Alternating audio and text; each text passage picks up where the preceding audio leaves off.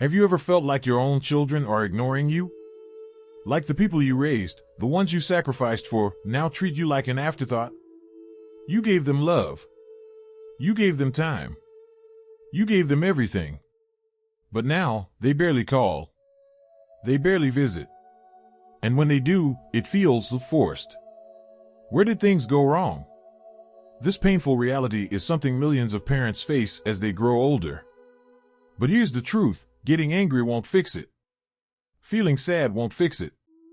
The good news? There are powerful ways to regain their respect, restore your dignity, and, most importantly, find peace within yourself. In today's video, I'm going to reveal 8 life-changing strategies that have helped countless parents rebuild lost connections. By the end of this video, you'll know exactly how to handle this situation with wisdom, confidence, and grace. And trust me, the last strategy might completely change how you think about your relationship with your children. So stay with me. Now, let's start with the real reason children become distant as they grow older. Why do children grow distant? As parents, we often wonder, why did my child change? They used to call. They used to visit. They used to need me. But now, it feels like they've drifted away. The truth is, this distance isn't always because of a lack of love. It's a natural part of life. 1. Priorities shift with time. When children grow up, they step into new roles, spouses, parents, professionals. Their world expands beyond the home they grew up in. Career pressure, long work hours, deadlines, and responsibilities drain their energy. Even if they want to call, they may feel too exhausted at the end of the day. Raising their own family, once they become parents, their focus shifts to their children. It's not that they don't care about you, it's that their energy is now divided. Daily stress and responsibilities, managing finances, maintaining a household, handling personal struggles, it all adds up. And sometimes, reaching out to parents takes a back seat. 2. The comfort of knowing you're always there. Many adult children take their parents for granted, not out of disrespect, but out of assumption. They think, Mom and Dad will always be there. I'll call them next week. They understand I'm busy. This assumption leads to distance. Not because they don't love you, but because they believe you'll always be in their corner, no matter how much time passes. 3. They see you differently now. When children are young, parents are their heroes, the ones who provide, protect, and know everything. But as they grow up, they start seeing you as a person rather than just a parent. They might notice your flaws, remember past mistakes, or feel independent enough to no longer need your guidance the way they once did. For some, this leads to deep appreciation. For others, it creates emotional distance. So, does this mean you should just accept being pushed aside? Not at all. There are powerful ways to reconnect with your children, regain their respect, and build a relationship that feels fulfilling, without forcing or begging for their attention. And it all starts with avoiding the most common mistakes parents make. Common mistakes parents make. When children start growing distant, it's natural for parents to feel hurt, confused, or even frustrated. But here's the hard truth, sometimes, without realizing it, we push them away even further. Let's talk about the 3 biggest mistakes parents make, and what to do instead. 1. Being too controlling. As parents, we've spent decades guiding, protecting, and advising our children.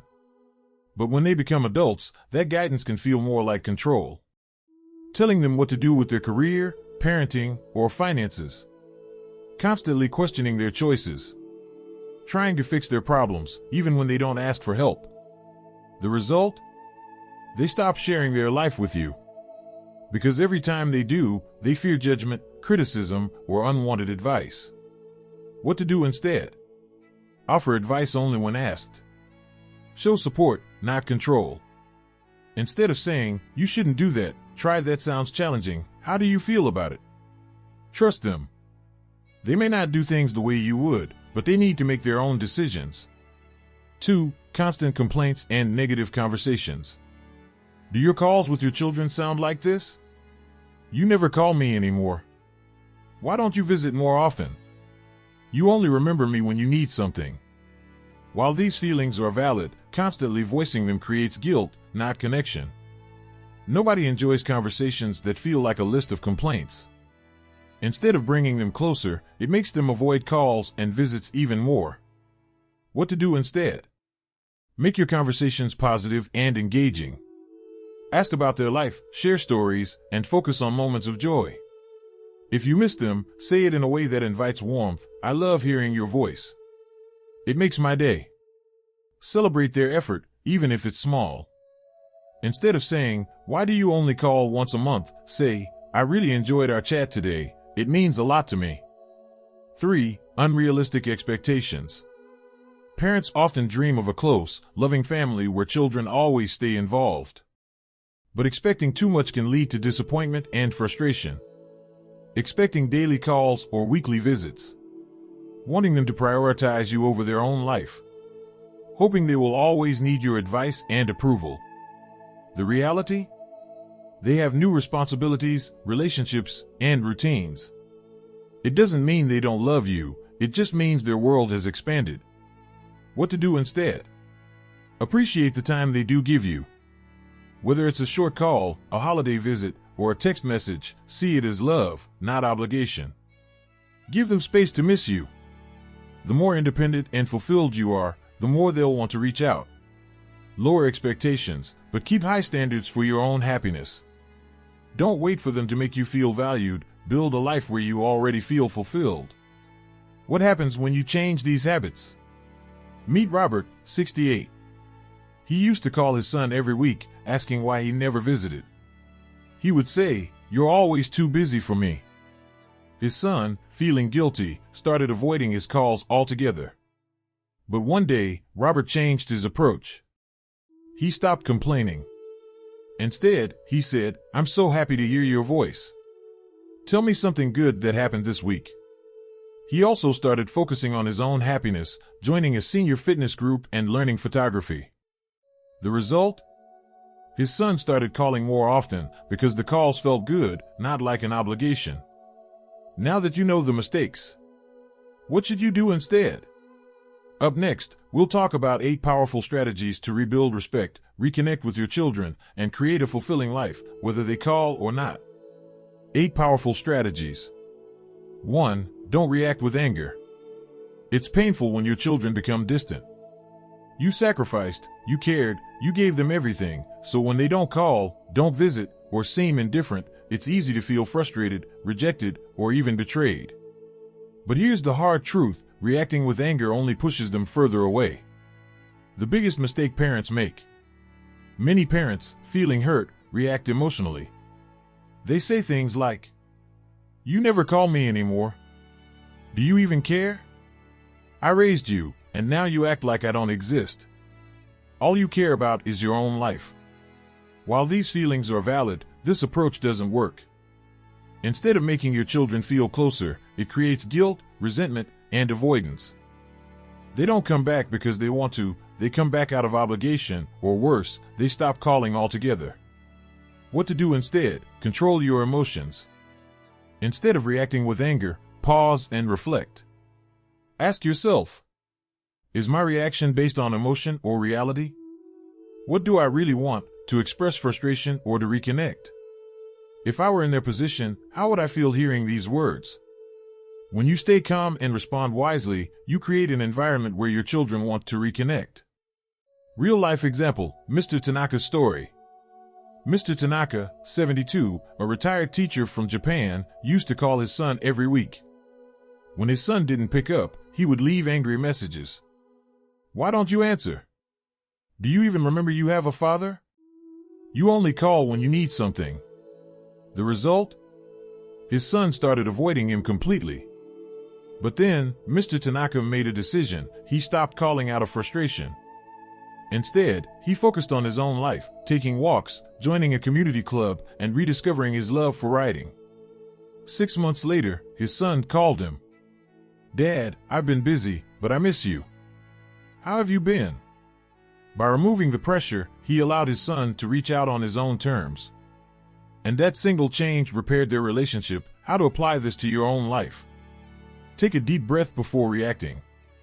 Anger is temporary, but words can cause permanent damage. Write down your feelings instead of venting. It helps process emotions without creating conflict. Focus on what you can control, your own happiness. The more fulfilled you are, the more your children will be drawn to you. What's next? If anger isn't the solution, what is? In the next section, we'll talk about how to build a fulfilling, independent life so that your happiness isn't dependent on whether your children call or not. 2. Build an independent, meaningful life. When was the last time you did something just for yourself? Many parents make the mistake of waiting for their children to visit, to call, to make them feel loved and needed. But here's the truth. The more fulfilled and independent you are, the more your children will naturally be drawn to you.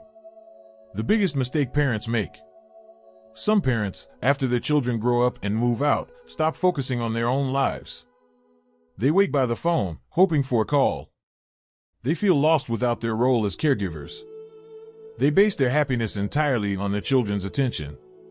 This is not healthy for you or for them. Instead of making your children want to connect more, it can create pressure, guilt, or even avoidance. What to do instead? Create a life you love. The key is not to wait for happiness from your children, create it yourself. Join a community group, a book club, a gardening club, or a volunteer group. Learn something new, painting, playing an instrument, or even starting a small business.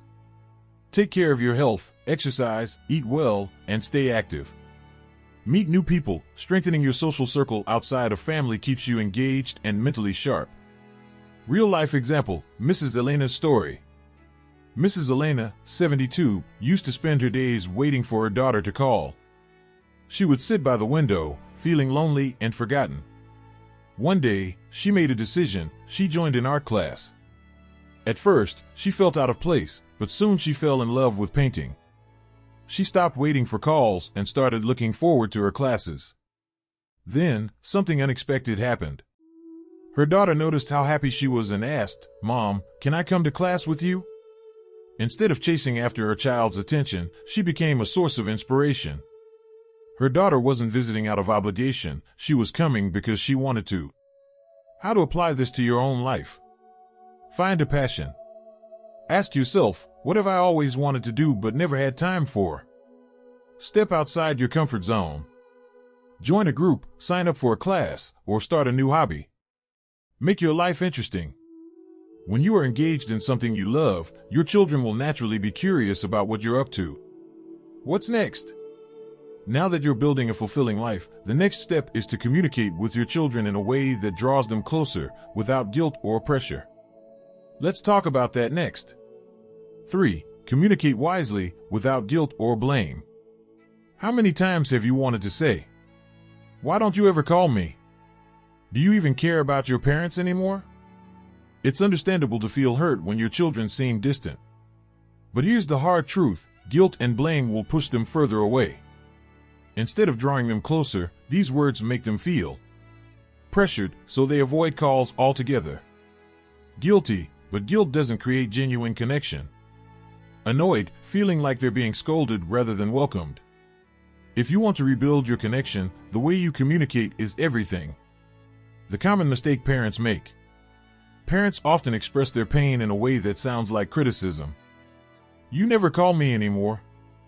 Why don't you care about your parents? You only come around when you need something." These phrases don't make them want to call more. Instead, they make them feel like they're failing as children.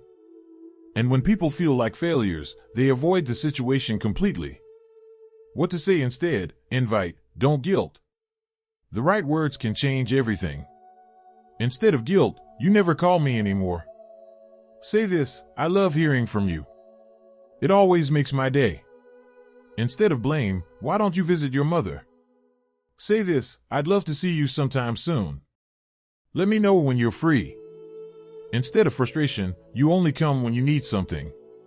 Say this, "I'm always happy to help, but I also just enjoy catching up with you." These small shifts change the entire tone of your conversation. Instead of making them feel bad, you make them feel valued. And when someone feels appreciated, they want to be around you more. Real-life example, Mr. Peterson's letter. Mr. Peterson, a retired carpenter, hadn't heard from his son, James, in months. At first, he wanted to call and say, Why don't you ever check in? Do you even care about your father anymore? But then he paused. Instead, he wrote a short, heartfelt letter. James, I miss our talks. I hope you're doing well. I want you to know I'm always here if you ever need anything. No pressure, just love. Dad. A few days later, his phone rang. James, moved by the letter, called to say, Dad, I'm sorry I haven't called. Let's catch up soon. From that day on, James called regularly, not out of guilt, but because he wanted to. How to apply this in your life? Pause before speaking. Ask yourself, will these words bring us closer or push them away? Remove guilt and blame. Focus on warmth, not frustration. Make them feel welcome, not guilty. When they call or visit, make it a pleasant experience, not a lecture. Next step, setting boundaries with love. Now that you know how to communicate effectively, let's talk about a crucial skill, setting boundaries so your children respect and value your time. 4. Set boundaries, stop being taken for granted. Have you ever noticed that your children only call when they need something? Mom, can you watch the kids this weekend? Dad, I'm short on rent this month. Can you help? I don't have time to go grocery shopping. Can you pick up a few things for me? At first, you're happy to help. After all, you love them. But over time, you start feeling less like a parent and more like a free service. The common mistake parents make. Many parents never say no because they feel guilty for refusing, want to be needed, fear that saying no will push their children away. But here's what happens when you never set boundaries. Your children only call when they want something. They stop appreciating you because they expect your help. You feel exhausted, frustrated, and unappreciated. The truth is, being a loving parent does not mean being available 24/7. If you want respect, you have to teach them to respect your time. What to do instead? Learn to say no. Instead of dropping everything to babysit, say this, I'd love to spend time with the kids, but I'm busy that day. Maybe another time? Instead of always giving money, say this, I understand you're struggling, but I need to stick to my budget. Instead of doing favors with no appreciation, say this, I'm happy to help when I can, but I'd appreciate a little more notice next time. These responses aren't rude or harsh. They simply teach your children that your time is valuable too. Real life example, Rosa's story. Rosa, a retired nurse, had a son named Daniel. Daniel only called when he needed something, money, babysitting, errands. One day, Rosa finally decided to say no. When he asked her to babysit last minute, she said, I can't today, but I'd love to plan ahead next time. When he asked for money, she said, I have my own expenses to manage. I know you'll figure it out. At first, Daniel was upset. He even stopped calling for a while. But then something changed. For the first time ever, Daniel called just to check in. Not because he needed something. Not because he felt obligated. But because he genuinely missed his mom. By setting boundaries, Rosa earned her son's respect and improved their relationship. How to apply this in your life? Recognize the pattern. Are they calling for you or for your help? Learn to say no without guilt. Your happiness matters too. Teach them to appreciate you. When you set limits, they start valuing your time. Next step, earning respect without demanding it. Now that you know how to set boundaries, let's talk about how to gain respect by being a role model, not a rule enforcer. Point 5. Becoming a role model for respect. Common mistake. Many parents expect respect from their children without realizing that respect cannot be demanded, it must be earned. Constantly reminding or pressuring children to show respect can backfire, making them feel overwhelmed or distant instead. The right approach. Respect is not something you ask for, it's something you embody. When parents carry themselves with dignity, patience, and kindness, their children naturally follow. Avoid complaining or criticizing your children whenever you see them. Instead, focus on listening more. Always act politely, even when your children don't meet your expectations. Show respect for yourself, take care of your health, manage your finances wisely, and maintain a positive outlook on life. Real-life example. Lorenzo, a 75-year-old father, once felt hurt as his children became more distant. But instead of nagging or blaming them, he chose to change himself. He focused on his health, maintained a cheerful attitude, and always greeted his children with warmth and patience. At first, they didn't notice. But over time, they started visiting him more, engaging in deeper conversations, and treating him with newfound respect. Lesson learned. Be the kind of person your children naturally admire. When they see you living a happy, confident, and independent life, they will respect you, not out of obligation, but out of genuine admiration. 6. Financial independence to maintain respect. Common mistake. Many parents unknowingly become financially dependent on their children, assuming it's a natural part of aging. While children may feel obligated to help, long-term financial dependence can lead to tension, resentment, and even a loss of respect. The right approach. Financial independence is one of the strongest ways to earn and maintain respect from your children. When they see you managing your own finances responsibly, they will admire your strength rather than see you as a burden. Plan for your future. Make sure your savings, pensions, and investments are in order so you don't have to rely on your children. Live within your means. Downsizing or adjusting your lifestyle to match your financial situation is a sign of wisdom, not weakness. Avoid unnecessary financial favors. Lending money to children repeatedly or relying on them for daily expenses can strain relationships. Real-life example. Mr. Carter, a retired engineer, made sure he remained financially independent. He never asked his children for financial help, even during tough times. Over the years, his smart financial decisions allowed him to live comfortably without burdening his family. Eventually, the roles reversed. His son, struggling with his own finances, turned to him for advice.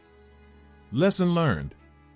When parents are financially independent, they are seen as wise and self-sufficient rather than as a responsibility. Financial stability gives you freedom, control, and, most importantly, lasting respect from your children. 7. Learn to forgive, but never forget your own worth. The power of forgiveness. As parents, it's easy to hold onto the pain when children become distant or disrespectful. But carrying resentment only harms you, not them.